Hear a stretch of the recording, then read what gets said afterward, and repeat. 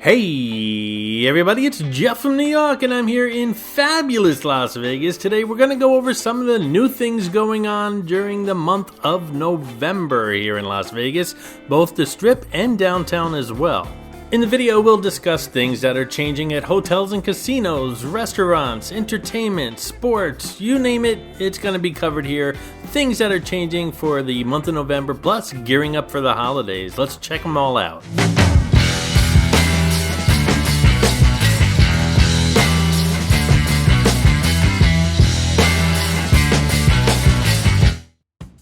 Enjoy these shots of the Flamingo's iconic and very popular Go Pool while it's undergoing major construction.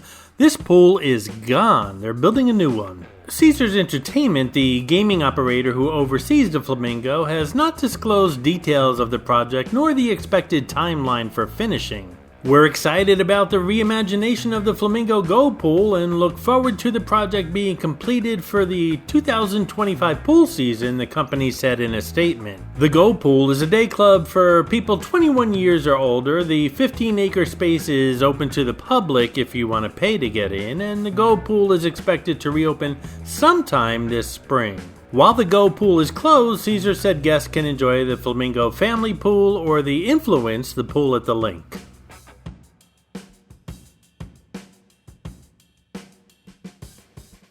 Meanwhile, just north of the Flamingo, the Venetian Hotel and Casino is getting a new food hall. These are obviously clips of the previous food hall here at the Venetian. Viva Viva, a new food hall, will bring East and West Coast foodie hotspots to Las Vegas in mid-2025, about 6 months from now.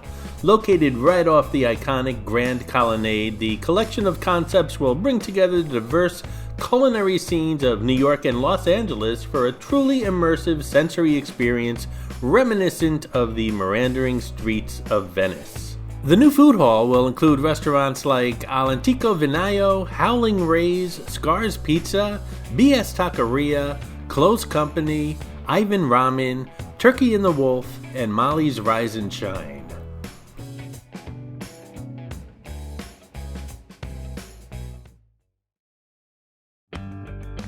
All the way on the other end of the Las Vegas Strip, we have the Tropicana, which was, of course, imploded last month. Bally's had submitted a plan for a project that includes hotels, restaurants, shops, and, of course, the Oakland A's Stadium. Scott Roebling from Vital Vegas, who's a pretty good judge on these things, says this project is not going to happen. That is, as long as John Fisher, the owner of the Oakland A's, remains the owner, he doesn't want to put up a penny for this project. And while Bally's submitted plans, they're broke, they have no cash, and no one wants to lend anyone money for this project because they don't think it's going to be profitable. So what's really going to happen to this property? The answer is nobody knows. Heading over to the Sahara now, a hotel and casino I really don't visit that often and should. Jose Andres' restaurant Bazaar Meat is moving. They're not moving soon, they're moving probably by the end of next year, and they're moving to the Palazzo. It's an expensive restaurant, but it seems to be a favorite of locals and tourists alike.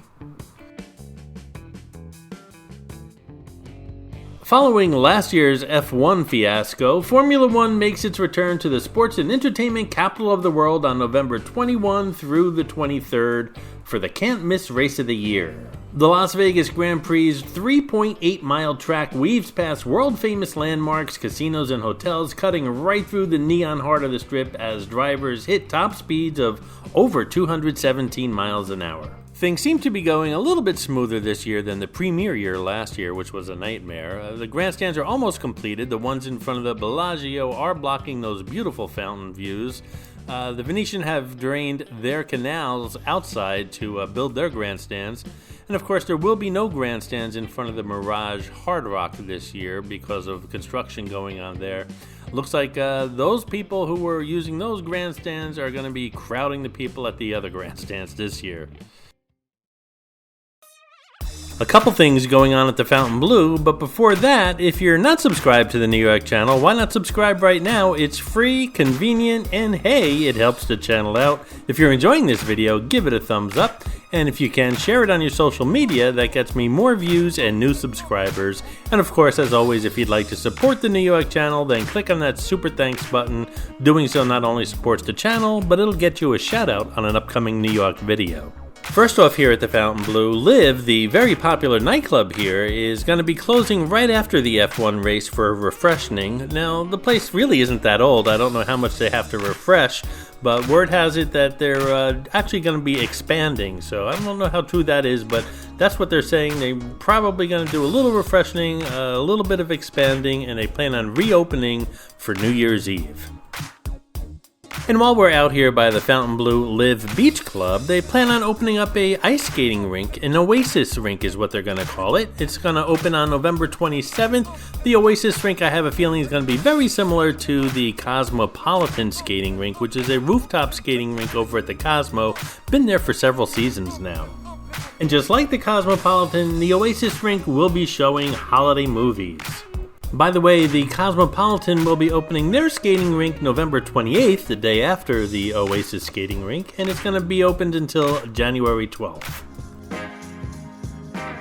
A couple of interesting things going on in November downtown Las Vegas as well at the Fremont Street Experience. On 4th Street, we have Glitter Gulch Tiki Bar that just opened right next to Nacho Daddy's. Who doesn't like a good tiki bar? If you explore their menu, you'll discover an exotic selection of classic and modern tiki drinks, scorpion bowls, dole soft-serve cocktails, small plates, and a lot more. And yes, the menu does include a poo-poo platter. Who doesn't love a tiki poo-poo platter? I'm a sucker for anything Polynesian, whether it's a cocktail, food, atmosphere, you name it, I love it.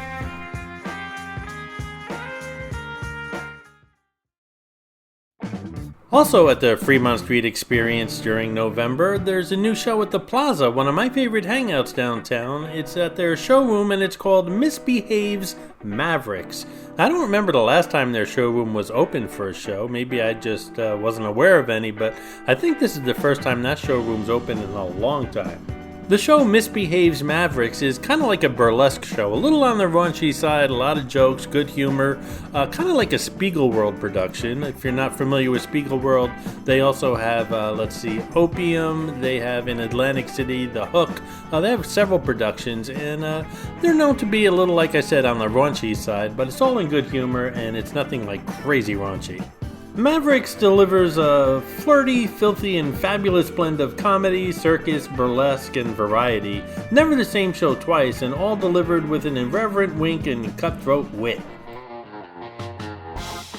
Back at the Strip, over at Planet Hollywood, a new restaurant's opening called Caramella. It's replacing the Koi restaurant that's been closed for quite a while now. Las Vegas seems to be big on everything retro right now, and Caramella is going to be inspired by the 1970s in Italy. They plan on opening sometime this winter. I don't have any photos right now, but it's going to be a stylish new Italian restaurant with a swanky lounge, a candy shop, and in a space designed to evoke that throwback decade of the 1970s. That candy shop really has me interested. I'm dying to see what that's all about. It's the newest project, Caramella is, from the Tao Group. They also have restaurants like the Stanton Social Prime at Caesar's Palace, as well as Lavo Italian restaurant at the Palazzo. Over at the southern end of the Strip, right across from the airport, is the Delano, or Delano, depends on who you ask. But you know what? We're not going to have to worry about it anymore because it's changed its name. It's now just W. That's a lot easier. Just W. But now that's got me wondering, are people going to call it W or WH?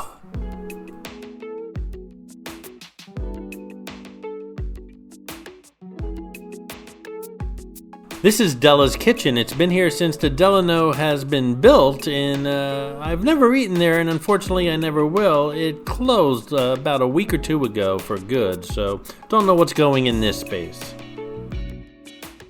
While we're here, we might as well check out the new Swingers Golf at the Mandalay Bay. Same complex as the W, just a different tower. Swingers Golf is opening November 8th. Swingers Golf Club calls itself Crazy Golf. What is Crazy Golf, you might ask? Crazy Golf is a British term. Originating from London, Swingers takes the holy trinity that is crazy golf, street food, and amazing cocktails and combines them all into one incredible social experience in a party atmosphere. That being said, Swingers is not for children. It's an adults-only golf club, 21 and over.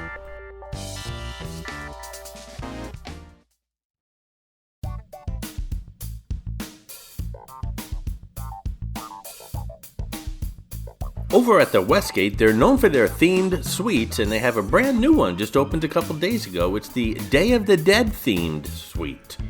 The Day of the Dead suite at Westgate is a celebration of authentic Mexican culture in the heart of this dazzling city. The suite offers tastefully appointed color and comfort at every turn. The unique Sugar Skull display, crafted and curated by their own Westgate Las Vegas team members, is sure to delight guests. And as I said, this suite has just become available for booking. Some of the other themed suites at the Westgate include the Celebrity Suite, the Christmas Suite, available all year round, the Cowboy Suite, the Flower Suite, the Scary Halloween Suite, the I Do Suite, and the Plaid Suite. Which one's your favorite? Leave a comment below. The Venetian has quietly been undergoing a $1.5 billion top-to-bottom reinvestment project, the largest and most expensive hotel renovation in history. The project will touch every aspect of the iconic Las Vegas resort, one of my favorites, by the way, from a rebrand of its lion logo to a redesign of its suites. The project aligns with the resort's 25th anniversary.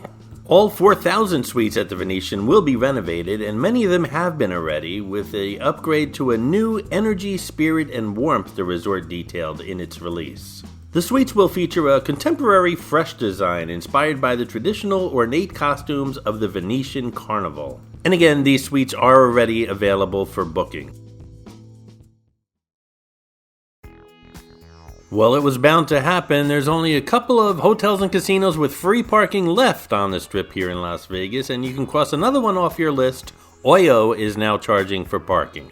There's an open air lot right in front of the hotel for free short-term parking. They don't really define short-term, but I'm assuming if you want to check out a restaurant or do a little gambling, you're fine parking for free in front of the place.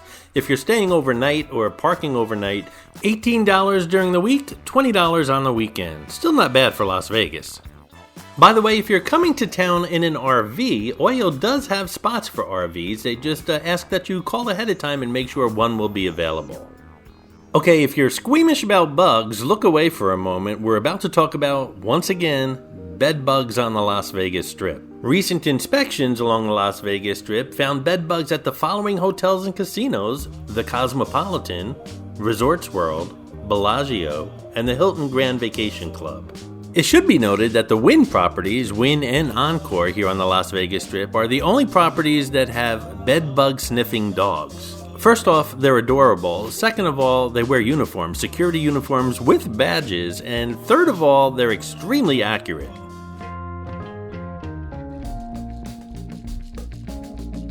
In other renovation news, the Ellis Island Hotel and Casino right off the Las Vegas Strip is undergoing a $35 million renovation. Ellis Island, a family-owned casino resort located a block east of the Las Vegas Strip, is expanding its casino footprint. The expansion will add 64,000 square feet according to Clark County planning documents, including a new sportsbook and back-of-house area. Ellis Island, very popular amongst locals as well as tourists. I've been there several times, just a block or two off the Las Vegas Strip. The renovations should be completed very shortly. In other breaking news, or maybe not so much breaking news, the escalators and elevators don't work on the Las Vegas Strip. The exclusive Palazzo Villas make a comeback at the Rio Hotel and Casino. This is not the Palazzo next to the Venetian, these are the Palazzo Villas by the Rio. Rio Hotel and Casino is proud to announce the return of its luxurious Palazzo Villas, a unique, high-end experience featuring palatial living spaces ranging from 4,000 to 14,000 square feet. They boast sweeping patios and balconies, a private entrance, and elegant amenities. Designed with work and play in mind, the suites provide ample space for any occasion from private business meetings to bachelor and bachelorette parties. There are 1-bedroom, 3-bedroom, and 6-bedroom models with fireplaces and kitchens. They're just absolutely beautiful. The new reimagined Rio is really coming along nicely.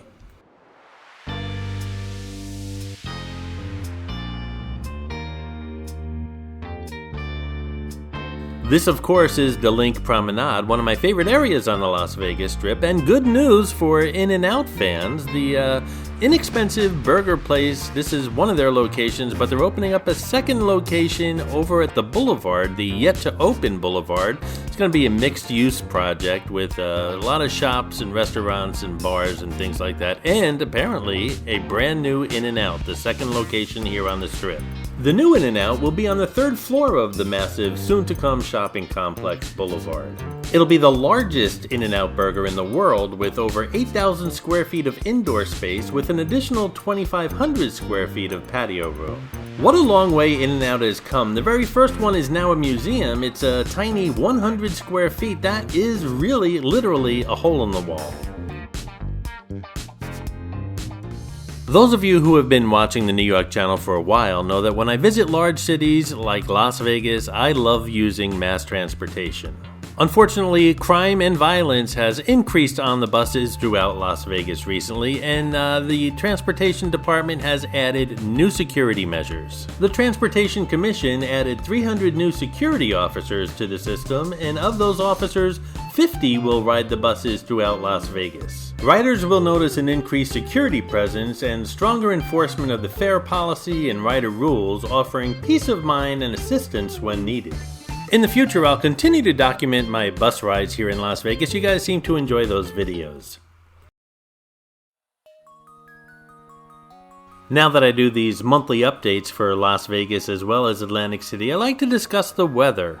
Visitors new to Las Vegas or new to Las Vegas during this time of the year are kind of surprised how chilly it can get, especially in the evenings. In November, the average temperature is about 66 degrees during the daytime and 46 degrees at night. Of course, it can get a lot warmer during the day and a lot chillier at night. My word of advice is always to dress in layers. Next month, December, is the coldest month here during the year in Las Vegas, and after that, January, things start to slowly warm up as it heads into the summer. And I always like to remind people, if you're traveling now through, say, April, the pools most likely will be closed at your hotel and casino, but some of them do remain open. If it's really important to you, I suggest giving them a call. A while back ago, I visited Las Vegas in March, and it snowed in the morning and was in the 70s in the afternoon.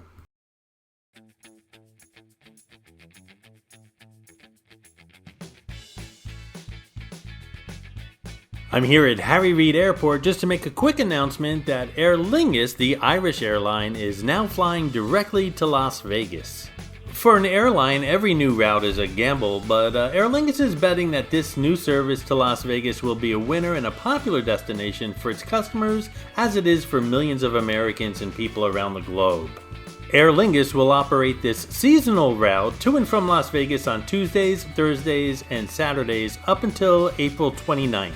More than 50,000 people traveled from Ireland to Las Vegas last year, and I know that this number is going to grow thanks to this direct flight. The route opens an exciting opportunity for both leisure and business travelers from Europe. A couple of festivals going on here in Las Vegas during the month of November, the first one being the Dorado Days Rodeo, which is going to be taking place once again at the Plaza downtown. Dorado Days Rodeo, formerly known as Las Vegas Days Rodeo, is an annual cowboy-themed event celebrating Las Vegas's tribute to the Wild West, and it offers 2 nights of rodeo at the Core Arena right next to the Plaza Hotel and Casino. The rodeo will feature bull riding, barrel racing, breakaway, team roping, tie-down roping, steer wrestling, saddle bronc riding, and bareback riding, with a total prize purse of $40,000. Admission's free, that's the best part of this whole thing. Seats are not guaranteed, but it's free. If you want to buy a ticket, a VIP ticket's $20 and it'll guarantee you a seat. The rodeo is November 8th and 9th.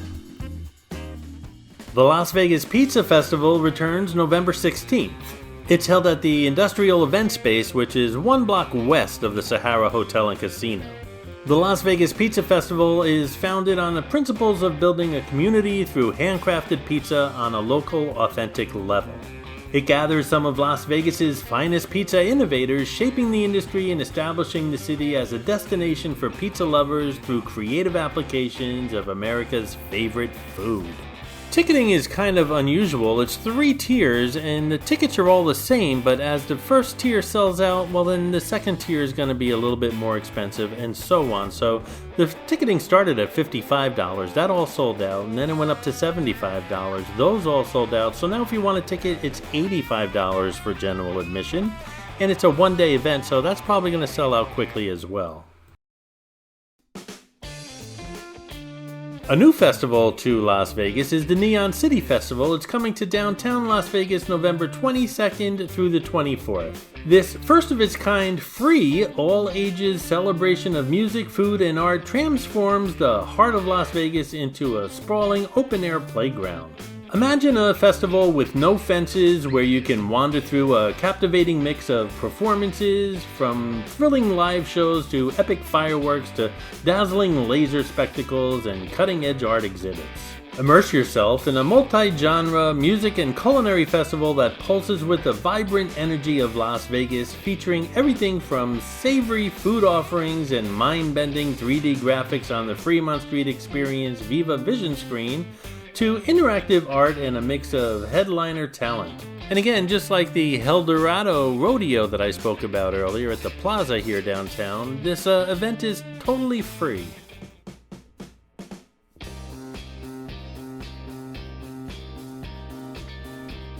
Alrighty, let's talk about some sporting events going on here in Las Vegas during the month of November, and then we'll wrap it up at the end of this video with all the celebrities performing here during the month.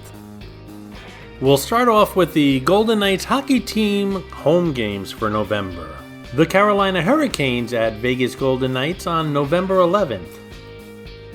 The Washington Capitals at Vegas Golden Knights on November 17th. And the Utah Hockey Club at Vegas Golden Knights on November 30th. Now obviously the Golden Knights are playing more games than that, but they're not home games. And over at Allegiant Stadium, the only home game the Raiders have here in Las Vegas during the month of November is November 24th. They're playing the Denver Broncos.